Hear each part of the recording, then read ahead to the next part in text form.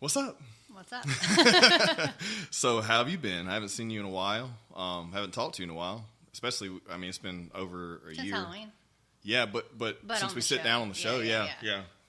Thanks for coming by, the way. Yeah, of course. We're neighbors and never get to see you because we're both busy as shit. But, so you got a fight coming up, March 25th. And who are you fighting? Macy Barber. Okay. That's the last I heard, that was it, but I didn't know if anything changed. What's that looking like? How you feeling? I feel great about it. I think it's going to be a fun, exciting fight. You know, she likes to throw heavy hands. She's explosive. But I see a lot of holes, so I think it's going to be a good fight. Yeah. Well, so it's been almost, I feel like you hadn't had this much time off. Yeah.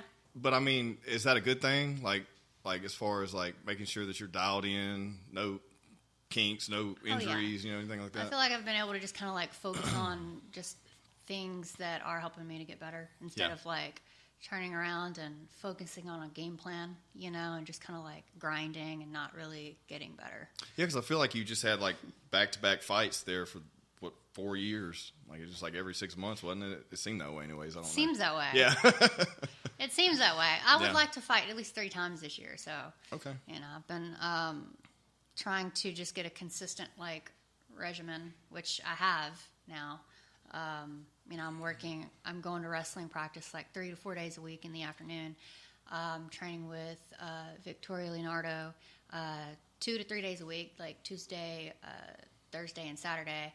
And then I have strength and conditioning 2 days a week in the mornings. So, I just, stay going. Yeah. But it's consistent, and I'm recovering. I'm listening to my body. So anytime that I feel tired, I might skip a practice or I'll take the day off. So, which I didn't get to used to do that back in the day. That's what I was thinking. Yeah, I mean, right. That never happened. That's what the other question I have is as you get more betternized in the game, basically, and you've been doing this long enough, it's not like now you know what you need to do and what you don't need to do. Yeah. Whereas before, it's you're just trying to fight to get to that, get to the opportunity, I guess. Yeah. Then you're just focused on getting to the UFC. So I mean, you're doing nothing but grind, or at least I was, nothing but grinding, right. All day, every day. It felt like, and just. Everybody, has to make a lot of sacrifices, and I feel like that's what I was doing, but I wasn't really ever recovering. I didn't realize then how big and how important recovery was. So I was always just, burning in my candle at both ends, So well, I think it's funny you brought it up because I've been wearing this Whoop strap for a year and a half now, and I found out how my body recovers based on doing these excruciating CrossFit workouts and these Spartan workouts and all this stuff, and I was never taking enough time off ever, to recover. How are you monitoring all that? How did you figure out what you needed to do? I started listening to other people, and just allowing myself to be able to accept the fact that I was overworking myself, and that was very hard at the time because I'm so used to training and just going hard, and if I wasn't doing something, I felt like I was being lazy. Yeah. You know what I mean? So I've had to really just get comfortable with it, and just, I guess, what's the word I'm looking for? I don't know. Hey, educate. Yeah. I had to re-educate myself on these things, Yeah. And the first time that I really learned about recovery was when I went to Cowboy Cerrone's, and I trained with Cowboy Cerrone. And we put these heart rate monitors on. And in our training sessions, one of the training sessions that I remember the most when we were monitoring our hearts, we were working the Airdyne bike. And that was the first time that I'd ever used the Airdyne bike. And my heart rate it went from green to being in the red in just a couple of seconds. But I never recovered. It just stayed in the red. And the instructor was telling me that's not good. He was saying that it's not good that my heart rate's not recovering, and the minute that I'm supposed to be recovering, it would stay a high red.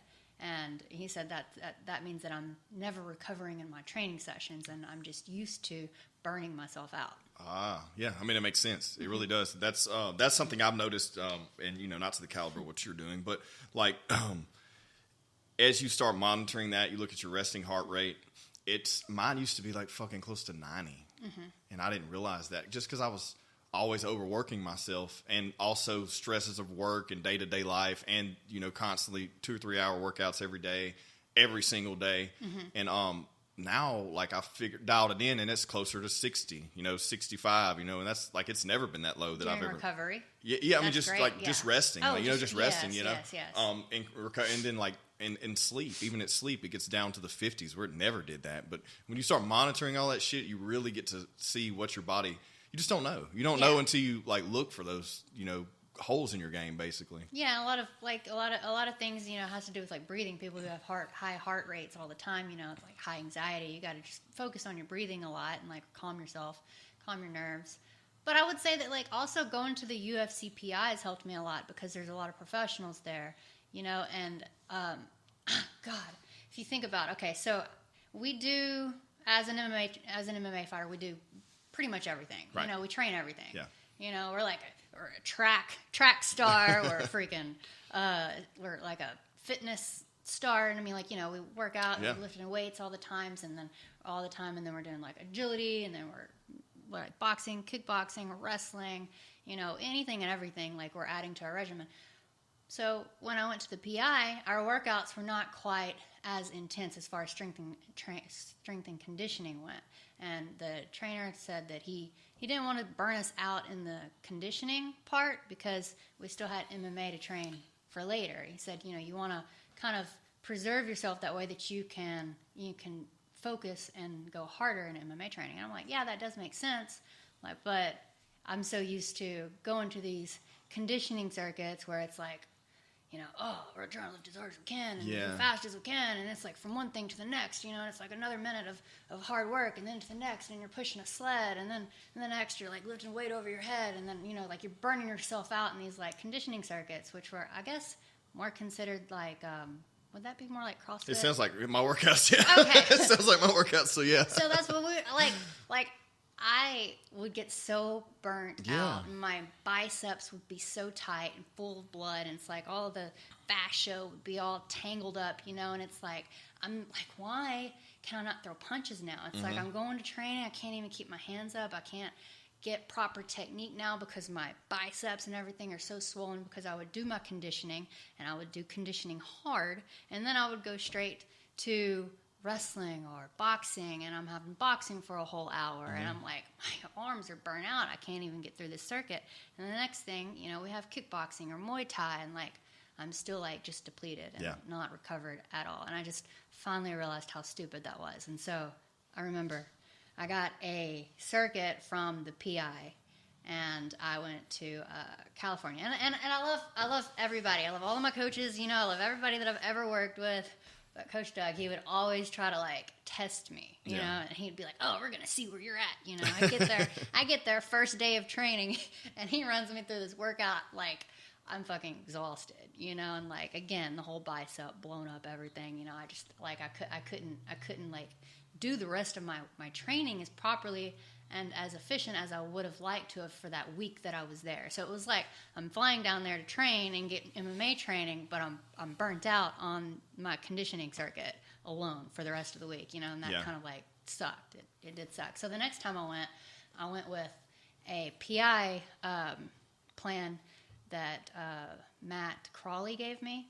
And Coach Doug looked at it and he said, "What is this, like a rehab? Is this for rehabilitation?" And I'm like, "No," because it was like light shit, well, you know. But it was like, it was good. It was good. It was exactly what I needed, I mean, it would give me my warm up, and then it was like, it was broken into like 3 sections, and you had like 3 sets per section or per circuit, and then you have a conditioning circuit at the end, and it was like just enough to kind of, get you going.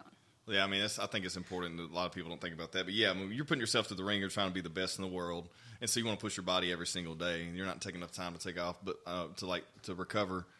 And luckily you haven't had any crazy injuries from that, because like I remember back when we were training together, and I was getting ready for a fight, and I was still working out like that when the CrossFit gym was next to the fight gym. Remember that? I would go directly from CrossFit straight to the fight gym. And then I would go home and work out too, and that's how I detached my pec tendon, like during that whole thing. And then that set me back for a year. I couldn't do anything. It's just like people push themselves thinking that they need to do that, not listening to their body, or just not. It's just like you said, educating yourself. You just don't know. You don't know until you. Sometimes you have to learn the hard way. You know what I mean? I think we all learn the hard way, unfortunately. Yeah. Well, yeah, I think it's cool though. I think it's cool that you're dialed in. I think it's I feel like you're I don't know. I feel like you're always composed. Like you're never too, too high and crazy. You're never really low. It just seems like you stay in the middle and stay composed, and I think that's important. Especially in just dealing with coming up with getting ready for fights and dealing with emotional crap. And I'm sure how does that feel? Like, what's that now versus what it used to be? Like, as far as like emotions and anxiety and all that. Like you said, I mean, I always stay kind of there in the middle, and I just always have. I feel like that's always. I guess that's just who I am. I'm kind of like I'm just chill. Yeah. Like a. What are those bears? They eat those eucalyptus leaves. Yeah. yeah. Koalas. Okay. I feel like I'm a koala bear. Like I'm always just chill. Like I'm never high or I'm never too low. I'm just like right there in the middle. But like I don't really get riled up too much. Or at least I try not to. And I feel like you keep that composure in the cage too. Like it just seems like you're never too you never red zone. You know what I mean? I try to. Yeah. I try to keep composure. I mean, I always fight better whenever I do. If I get distracted or whatever, I mean, that can always, affect you. Yeah. And in a negative way, too, which it has. I mean, I have been, in the cage. Yeah. I mean, shit happens, you know what I mean? What have you been working on more, like, lately? Like, where you found, looked at and said, okay, I really need to double down on these things. What would you think that would be? I've been working on a lot of wrestling. Okay. But you've been doing that for a while now, though. Like, yeah, I think it's, I mean, I guess it has to be always at the pinnacle, right? But, like, I just feel like you've come a really long way just watching you, and seeing you train with Dustin and them. And well, before I would, what MMA fighters do a lot, is we learn techniques from wrestling. So we learn how to, we double leg, single leg, and then we learn how to defend those things. But we're never really learning pure wrestling, which is what I have decided to do. Okay. I told Dustin, I'm like, just start me from scratch. I'm a day one wrestler. I'm coming in. I'm a newbie. I've never done wrestling before. I'm like, just teach me from day one. And I'm not going to pretend like I know anything. That way that I could just start over as a blank canvas. And so now I'm learning pure wrestling. And I'm getting to go wrestle with the academy. And, I'm actually learning like sequences and from the ground up. I mean, I'm not just learning a double leg and a single leg, and I'm actually learning everything. I mean, how to pin, I'm learning. That's a good point. That's a good point because you're right. I mean, you only learn what techniques you use. I mean, that you think about that. It's like, okay, we need to defend a takedown. We can, get a double leg here or a single leg here. A high C. It's always the main level change here. And it's like.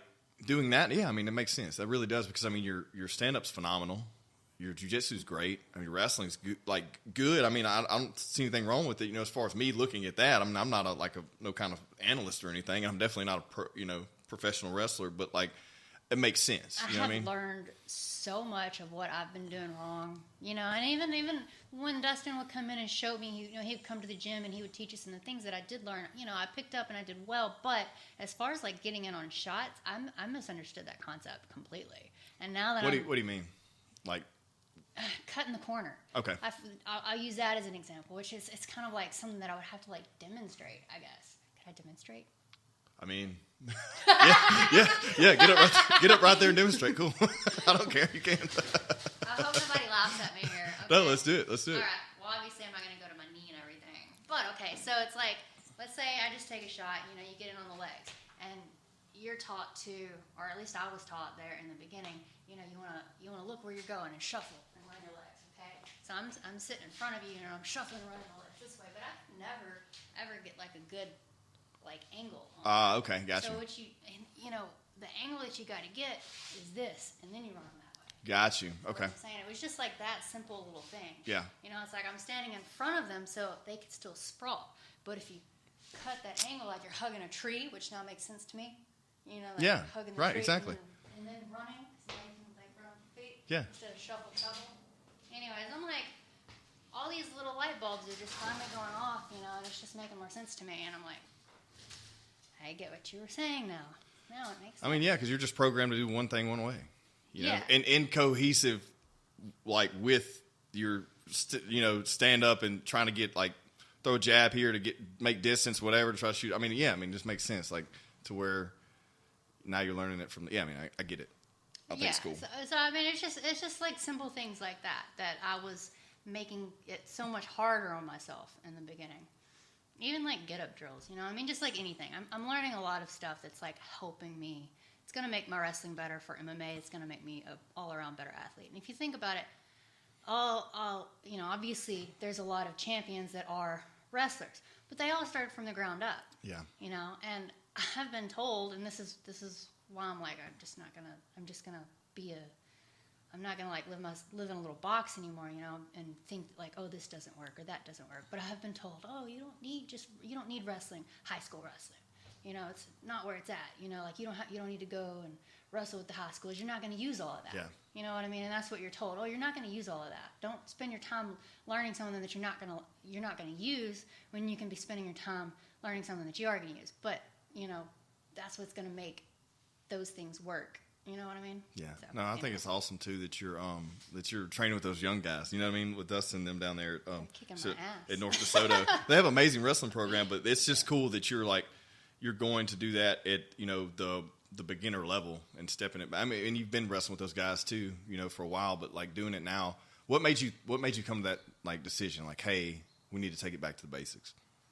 Just get up drills. It's okay. like every time that like every time that I would have a wrestling practice, I would want to focus on like certain things that helped me, like when I first started wrestling with Dustin, or whenever he helped me get ready for my UFC debut. Mm-hmm. I was learning like wrestling, but I stopped after my UFC debut, even though I was like getting a lot better with a lot of the things that he was showing me, and I used those things in my fight. But I mean, it was also just thinking about like being able to get up when somebody has your hips. Why is it that wrestlers are always able to get up when somebody gets to their hips? You know what I mean? Because they pop back up. Right. So yeah. No one else can. Yeah. No one else can. It's like, what am I doing wrong? Yeah. Like, so I was like, I need to start there, but I want to start from the ground up. So, I figured that would help me out a lot, and Dustin, unfortunately, like, he's so busy, and as much as I would want to work with him, he can't make time to get away from training with the guys to come and help me out. Not really, not as much as I would need. So I was like, screw it. I'm going to sacrifice driving 45 minutes there, 45 minutes home, like 3-4 days a week, so that I can get the work, because, I'm just going to have to make that sacrifice. Yeah. And driving, I mean, it sucks because on gas, I'm driving a Jeep. I'm having to fill up like 2-3 days a week, it feels like. And gas is pretty high, but I'm like, well, it'll all be worth it, Yeah, I mean that's you found somewhere that's actually up in your game. I mean, why not? Why wouldn't you? Keeping me consistent too, and I'm holding myself accountable. And there are days when I'm like, man, I'm tired. Yeah. Like, I'm afraid I can't keep up. You know what I mean? But I know that I'll be better because of it, and I already have gotten a lot better because of it. But not just wrestling, I'm also working a lot with Tony, and he's helping me out with my Muay Thai. He lived in Thailand there for almost a year. Yeah, he did, yeah. And so he's helping me a lot, getting better at throwing my elbows and my knees, and which is something that I've always liked, is the clinch, but I've kind of gotten away from it. And so he's kind of helping me out there and running classes for me. Awesome. And your kickboxing's always been dialed in. I feel like that's been dialed in since day one. I mean, so what does that look like now? I mean, do you even – and I've heard controversy about this. It's like not sparring too much, because we used to spar all the time. Like too much probably. But like now it's like, how often do you do that? And is it more tech sparring all the time? Are you doing any like full contact stuff as far as like turning it up, like a 6 or 7? And well, we have been sparring more frequently, but it's been light sparring, right? And it's been sometimes we'll just box, or sometimes we'll kickbox, sometimes we'll work with takedowns, and so we just kind of mix it up. Sometimes we'll turn it up, well, but that's just been the conversation, right? Forever in the fight game is like, you got to spar hard, you got to be like you're in a fight all the time, but at the same time, you can only probably get to that. it's like you're only going to get this good, right, at this one skill. Yeah. You know, and yeah, you're going to learn, you know, nooks and crannies along the way and little tricks here and there, but that's where you're at your level, and you're great. Don't try to, you know, kill yourself in there against someone who's not, you know, your competitor. It's always interesting to me to see how some people train that way, and then some, you know, some don't do enough of it, you know, and finding that balance there. But in order to get better and to actually, you know, apply some of the things that you learned in training, you need to kind of spar lighter. Right. And you need all of those different types of levels of people. You know, you need somebody that's going to challenge you, and then you need those that are, you know, they're not. I don't want to say green, but I mean, like, you know, amateurs. Yeah, they're green in compared to you. You know, nothing against them. Yeah, you know? yeah. That way that you can actually, like, it's just like in jiu-jitsu. You know, you always need the white belts. You know, to kind of like work on those techniques that you can't get on a black belt or, you know, a high level brown or high level purple. Sometimes, you know what I mean? Yeah. So sometimes to perfect those techniques, you need lower level fighters, competitors to kind of work with and go with. So that's what I mean by you need like all levels. So in the sparring, you need somebody that you can kind of like, you know, work those sequences and stuff on, so that you can build those pathways to make it more natural in muscle memory. Yeah, no, at least it makes sense. Well, so what's your plan with this upcoming fight? What are you looking for? What do you want to do? Well, I mean, I just kind of want people to just, I don't know, see, you know? Yeah. I plan on going in and giving her hell, but I don't, you know, necessarily want to give anything away. Right, no, yeah, but, you know, just where your mind's at on that, you know? Yeah. Making it hard on her, you know, however way I can, you know.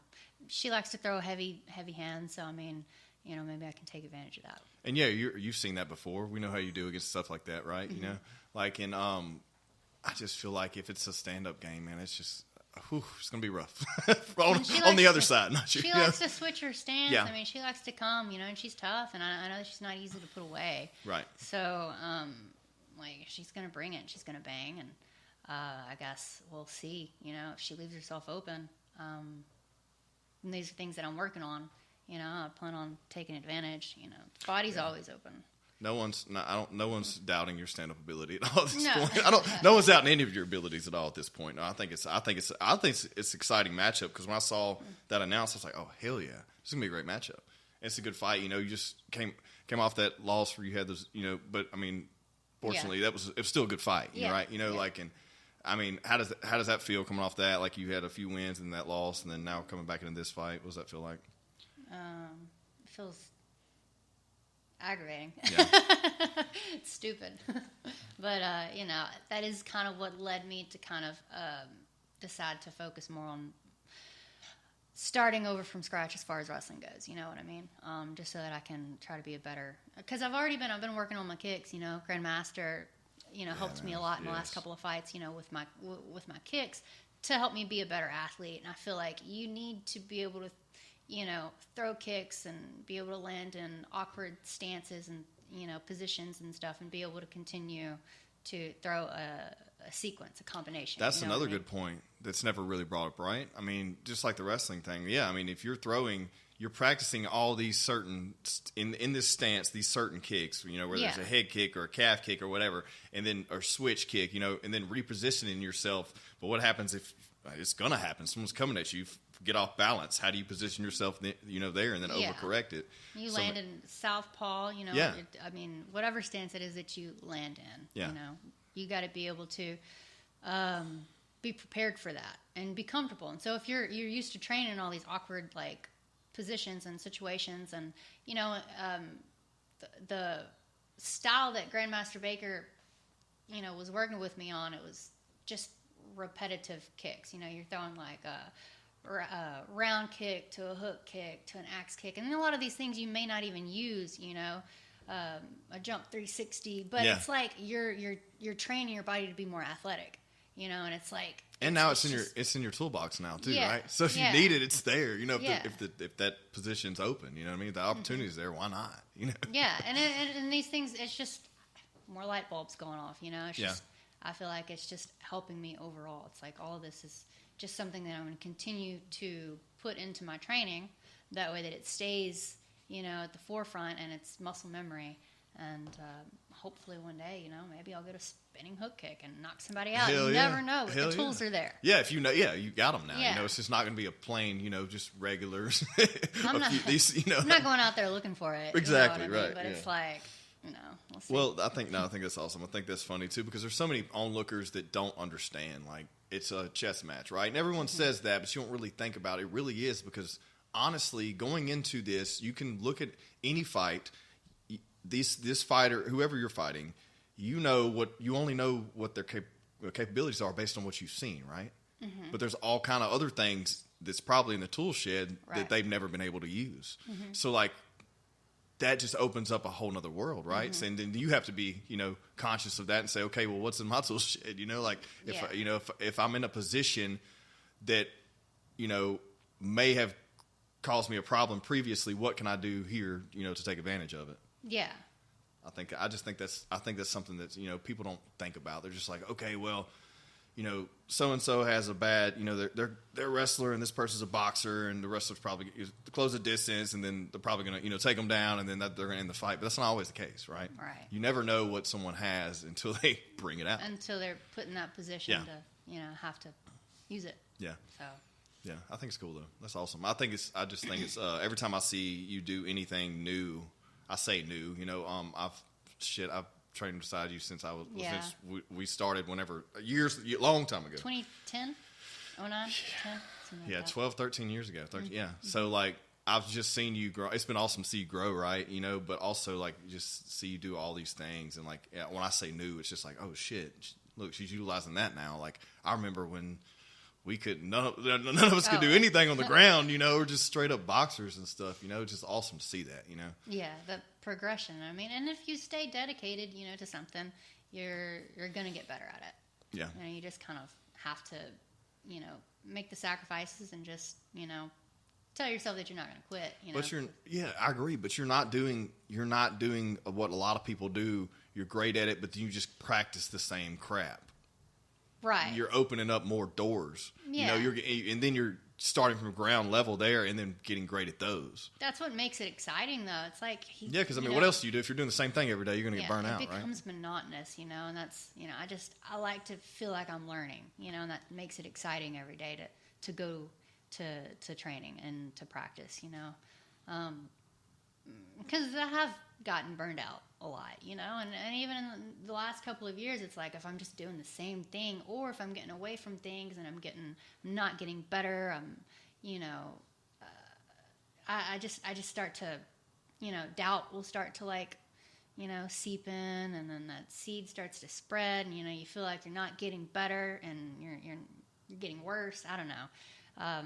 For me, as long as I'm learning, it makes me happy. Yeah. You know, I'm just excited to go to practice and train. Yeah, heck yeah. You know, and I always get excited over where I'm like, okay, if I go from wrestling and then you know, the next day I'm like MMA training, you know, with Vicky, and let's say I hit this takedown or a sit out, or, you know, just or I get a get up and then I'll reshot, you know, I reshoot, you know, I'm just like, oh wow. It's like these things are starting to click, and it's just becoming natural. Now it's starting to just make sense. You know, it's starting to translate into my sport, into where it matters. You know what I mean? Yeah. So that kind of just makes me excited, because I'm just like, yeah, I'm learning.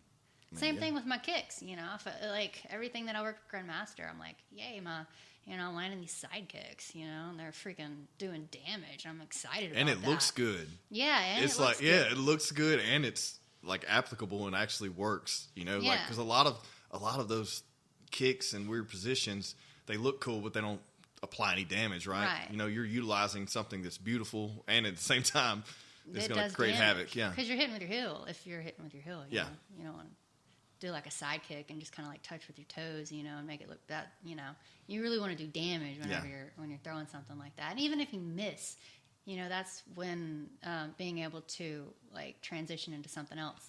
Yeah, fall right forward on that foot and then change stance. You throw a side kick and say it slips off. You know, you're giving your back up. What do you have there? A spinning elbow. Yeah, makes sense. You know, it's because they're like, oh, yeah, I'm going to get your back now. Nope. Yeah. I got something coming right behind it, because that's become muscle memory. That's good, too, because if you think about it, a lot of people that may have get clinched from behind like that would immediately start trying to, you know, rip open or whatever, and then a takedown's coming right behind that instead of getting them off immediately. Yeah, those things are all. It's funny to think about that, but it's all those minute details that people don't realize makes an amazing fight and amazing fighter. Yeah, I mean, you got to think chess. You always got to be a step ahead. You always got to be prepared for if for the worst outcome. This doesn't work. You're giving up your back. That happened. Okay, whenever I threw my spinning back fist on Victoria. I don't know why I just said Victoria. Shevchenko. Yeah. And I went right into that hip toss because she went to go grab my back, and I just reached down and grabbed the elbow, and like cinched it up and just hip tossed her, and ended up in side control. That's just training positions like that, working hip tosses and just being able to, work off of a bad situation. Yeah. Turn into a good situation. Yeah, hell yeah. I love it. What about what's diet looking like? I don't feel like you've ever had a problem cutting weight. Like, I know it was drastic back in the day, but now it's like, do you have that dialed in? I mean, how do you eat? What's the diet look like these days? I have changed things up a lot. Now it's like I'm more focused on eating clean, organic. I know people don't, they're like organic, but it's like you don't realize it.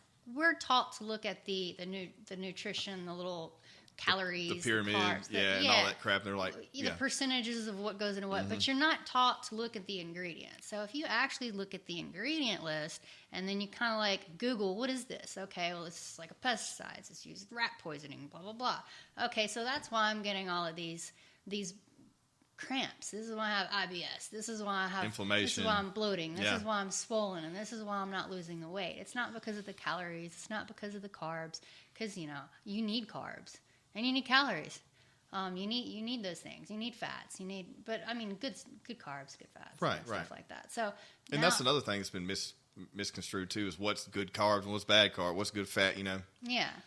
And I eat a lot of sweet potatoes. I love sweet potatoes. I eat a lot of brown rice. And again, organic. I try to do my best to get like organic produce, and I eat like a lot of salmon. I do steak, a lot of beef. I don't do any pork. Really? Every now and then. Why is that? You don't like it, or you don't like it, or just pork? Yeah. Just it's kind of like the fat and the calories. No, it's just because it's it's like dirty meat. Okay. But I'm not I saying. eat the shit out of pork. I know, but it's I love bacon, so it's like I will eat some bacon and stuff every now and then. But I love deer, like venison. So if I do like sausage or something like that, lately it's just been like venison's all sausage. But yeah, kind of like tilapia. It's like the bottom of the makes sense. The bottom feeders. Yeah. But I know pork is great. Don't hate on me for. I mean, I'm not. I'm just giving I'm you not shit. Against it. No, I'm just giving you shit. I was just curious to why everyone has their opinions, right? I'm on a high fat, high protein kick and low carbs, and that's just worked best for me. So I supplement whatever it may be for my fats are coming from a lot of meats. Not as where they used to come from other things. So that's why I asked, because I'm doing I just do. You can only eat so much beef, and it's like shit. Okay, I'm gonna put some pork in here, and then some chicken, and some fish. Yeah, chicken. I'm big on the carnivore diet. Me too. So that's where I'm at. Yeah, so it's just like anything that's meat, like good healthy meat, And again, I also like grass fed, and I try to like stay away from, anything that's been artificially. Yeah, filled with grain. Yeah. Yeah, no, that's cool. Modified. So you just stay on a pretty healthy. You're not one of those people that right after fight camp you just balloon up and gain 20 pounds and keep that on. You're staying consistently eating clean. I stay consistent. I stay around 141 pounds. But I do enjoy food, so I mean, don't think that I don't eat pizza every now and then. Right. But you're not overindulging. No, I'm not overindulging.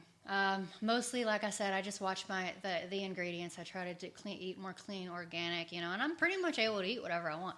And the moment that I don't eat something that's like, clean and organic, or, even like you got to watch your oils and your butter and stuff like that. Yeah, all these seed oils and all this shit. Yeah, my stomach will start to cramp, and I'm like, definitely I'll start to swell like immediately, and like to me, I know what I look like whenever I'm swollen and bloated, but I'm like, yeah, that's because You know, I'm so used to eating clean. Yeah. Yeah, it's funny how that happens. Once you get that, lifestyle, tell everyone all that. That's like, you don't realize how horrible that shit you're eating is until you don't eat it anymore. And then you go back and try to eat it. I am I'm always on Ainsley. I'm like, Ainsley, Takis are terrible for you. I'm like, if you can catch those on fire, that means they're putting a lot of freaking chemicals in them. That's chemicals. Yeah. Have y'all seen Snacks? Have you seen Snacks on Netflix? No. Okay. I don't think I have. No. I watched one episode, watch it, and they're like recreating Cheetos, and the chefs are like, man, Cheetos are hard to recreate, because they have it's just how the powdery substance, the crunch, like all of that. They go into this kitchen, it's like a freaking science lab. Yeah. And they're like having to use like all of these chemicals and stuff to like make or to recreate all this food. It's like kind of right there. I mean, that shows you what it is that they're putting into all these snacks. It's so hard because our whole lives, like we were taught wrong, but we didn't know any better. Well, and then you're programmed. Factory, you don't think science lab. Right. And and then you're programmed, your body's programmed. Not in like a government trying to control you kind of way, but like, I'm not trying to be super conspiracy theorist, but I'm just saying like, you are programmed at a young age to consume things that you think are healthy because you've been misled.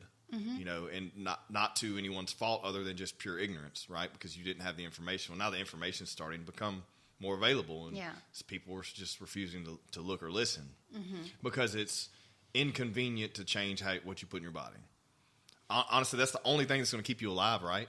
You prolong everyone wants to live forever. They're scared to death, but at the same time, people are like, "Oh, I have diabetes. It runs in my family." Motherfucker, eating Hostess cakes every day don't run in your fucking family. You decided to eat that. You know what I mean? Like, it may run in your family, but if you knew that, then why the fuck would you double down? Yeah, make it worse on yourself. Like, why would you do that? But it's just something we deal with. Like, and it's so frustrating because people, I know you get it all the time.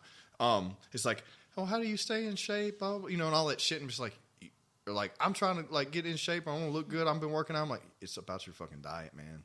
You can do push-ups and crunches and look phenomenal if you eat healthy. You know what I mean? Yeah. I mean, I've seen a big difference, in my physique, like being in fight camp and out of fight camp, and the differences of how I used to feel back then, like swelling and bloating and stuff. I mean, I would get that. And then I would get up to like 145, 148, and then have to cut back down and fight at 125, which always sucked. But now it's like I'm maintaining because I'm just like eating cleaner, and it's just something that I live by now. So, and it's not really hard to do once you've been doing it for a while. Plus, the food tastes great, And I mean, I love meat. I love steak. So it's like I'm still eating everything that I want, Yeah, I could literally eat steak every day.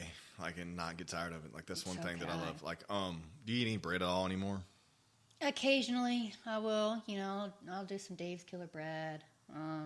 But no regular shit, no buns or like. No, yeah. I try not to. I can't, man. Anytime I do, I just feel like shit. But I do too. Pasta too, I feel like shit immediately. I tried it like with the pasta. They have like vegetable pasta. Yeah, I don't know, like peas pasta, or I can't think of anything right now. But yeah, you know what I mean. They have all and those are good. Yeah. But they actually don't have the same texture and consistency as like regular pasta. So that's the only thing. It does, kind of like gluten-free bread. That's like, ugh. Oh yeah, that shit's horrible. Like I just like, let's just not eat bread. How about that? Like, just fuck it. We're not gonna eat. We're not gonna eat things. We're not gonna eat things like. I mean, you think about everything that's on a bread. Like on bread, it's like processed meat. You don't want that shit anyways. Processed cheese. No. Like everything that they put on a sandwich, like or even a hamburger from anywhere. It's like unless you make it at home, like that shit's not good either. So it's like if it's on bread, it's probably not healthy anyways. Mm-hmm. So I hate that like American that creamy. What's that cheese? I don't eat that cheese anymore. But it's Velveeta. Is it the Velveeta? They come on the block. No, I mean the one that comes in the strips. It's like I think they call it American cheese. I mean, I don't eat it anymore, so it's like it's been a while. Like, and you pull it out of like a little plastic. Yeah. American cheese. Okay, that shit's horrible. Yeah. Yeah. I feel silly now. I'm like American. I think it's American cheese. Yeah. But yeah, like every time that I see that like on a burger, and you have grosses me out. I watch these videos of chefs like creating these burgers, and I'm like, oh man, that looks so delicious. And then they throw that like that nasty ass cheese on there. American cheese on there. Yeah. Like, what are you doing? Yeah, like put some fucking provolone or Some some real cheese pepper on jack there. on there, or like some Gouda or some shit. You know, like no, that shit Because grosses I'm me not out. against cheese. I like cheese, but I like real cheese. Yeah, same here. Like Yeah. I love the real shit. Pepper jack's my jam. I'll eat yeah. that shit by itself. Pepper Like, jack's good. I like pepper jack. I like goat cheese. really? Yeah, I love goat cheese. I've had it. It's good. It's got a real sharp flavor. No, not goat cheese. It's very soft and. So you it's no kinda what? sweet. I think No, you're that's I'm thinking of Gouda. maybe? Gouda. I'm thinking of Gouda maybe. Maybe Gouda? Yeah. But Goat cheese is the one that's softer, kind of like a It's used in what dish is it? Josh, what's goat cheese used in? French food. Yeah, okay. Is it? I feel like it maybe is it used in any like tzatziki and shit like that? Greek stuff? Yeah. Okay. Yeah. Yeah, because it's like that feta. That's type what it is. stuff. Yeah. It's just like feta. Yeah, that's right. Yeah, that's good shit. I like it. I love goat cheese. I don't know how we got on cheese topic, but yeah. Anyways, Hamburgers. Yeah, hell yeah. What else is well shit, what's your favorite food? I mean, fuck it, we're talking about it. I mean, I'm be cliche, whatever. Favorite food? I love steak. Steak. So Yeah. that's it. Yeah. Steak is like cooked, medium Like rare. filet, grass-fed Yes, filet. filet. That's the way to do it. Yeah, fuck yeah. I love a ribeye. I love that fat though. I'll fuck it up. Like Oh, I like the ribeye too, like the Yeah. fat. I've had a really delicious tomahawk steak before. oh yeah, those are Like, amazing. It was so good. I mean, tomahawk. I haven't had that often. Yeah. I mean, yeah, one big ass ribeye of that is gonna cost you like $100 bucks. You know, Yeah. it's like My sponsor, Victory Beef, sent me tomahawk. Awesome. Some time ago, and we cooked it up, and it was absolutely delicious. hell yeah. I love them. Yeah. Well, so I mean, we're getting close to wrapping this thing up. What else? Anything you want to talk about? Anything on your mind you want to get out there? No, I guess I can't really think of anything. I feel like we covered a lot. What you got? Like brewing? What's your plans after this win? What's your plans? What are you looking at? What fights you want? As far as what fight I want, I'm not really sure, but definitely want to look to fighting again in This year? maybe May or June. Okay, so pretty quick. Yeah, Cool. probably. Yeah, end of May, June. Because I wanna be able to enjoy. If I fight in the summertime, I would like to be early June. That way, that I can enjoy the summer with Ainsley. But then I want to turn around and fight it at least another time before the end of the year. But if I get a fight in June and then I turn around and fight again in I don't know, August or September, then that would give me an opportunity to maybe get a fourth fight. But I guess we'll see. Hey, I mean, why not? Yeah. Get back in the ringer and come off that thing. I got to work my way up there, and You're right there. can't- What's your spot now? Are you sitting at 9? You're sitting at 9. No. So yeah, I mean, you're top 10 in the world in your division. Mm-hmm. Like, I mean, how does it feel? Like, how does that feel? Like knowing coming from this little area here where we're at right now, and like just doing all these local little fights, grow into that, and like looking back and saying, okay, right now I'm literally top 10 in the world. Like, it feels great, but I want to keep that. I want to keep moving up. It's like I keep moving up, moving back, moving up. but you're staying right there. I mean, it's not like you're like, oh God, she's not doing well. She's lost multiple. No, it's like you're still there. You just run into these little. I mean, but it happens, bumps right? in the I mean, you're road, gonna that's the only way to get better. Yeah. If you were to climb all the way to the top immediately and never have any opposition, you'd be like Rhonda, and then you take a defeat and never I'm willing to take a loss and actually learn from it. Exactly. It's like, okay, And there's so many people this is that what I'm can't. going to go and work on. Yeah. So I mean, there's always a silver lining, and in every loss and win. But I mean, if you're like always winning, then you're not really figuring out what it is that you need to work on because you're not getting exposed enough. Yeah. So, of course, I would prefer to always win.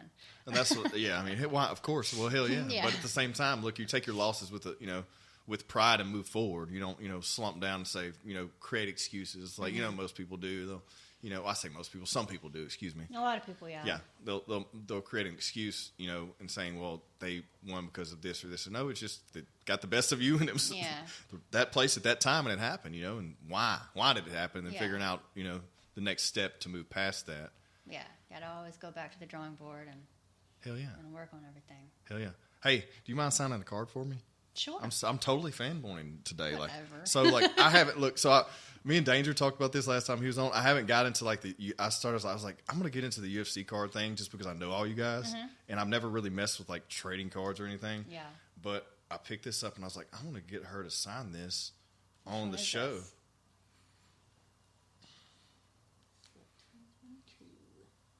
Yeah, it's not no red. Panini, no, it's Panini. Yes, but I don't think it's a rookie.